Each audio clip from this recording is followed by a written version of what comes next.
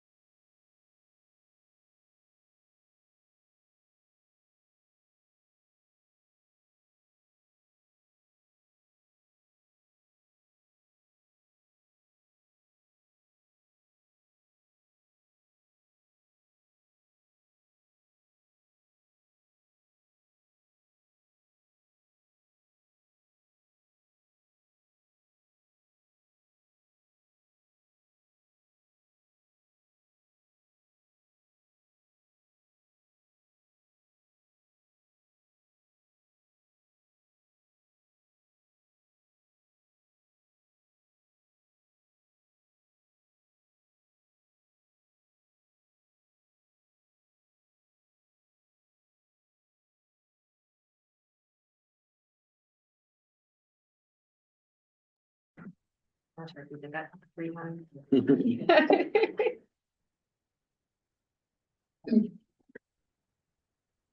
Okay, we are back live, out of executive session where no action was taken. The next item on the agenda is the compliance update. Is that you? Yes, All right, I will just briefly state for the record, all the CARES reporting has been submitted as of the end of last month. So the annual report, investment report, and procurement report are all submitted and they're available on our website as well for ABO guidance. thank you very much. We know how hard that is to get all that information, so thank you very much. The additional notes, could be either agency update or compliance update, was just an additional reminder of the board meeting for May being May 29th. So that's a firm solid date. And then the June meeting, will also be a date switch, for the board meeting. So we'll do some email polling. for that. Yes, so staff is conflicted with the Native area event for May, so we're just gonna push the meeting 1 week till the 29th. So hopefully that works for everybody. And then we will poll this body for the June meeting that does need to be moved due to the observance of Juneteenth. All right. That's it. All right, anything else? May I get a motion to adjourn?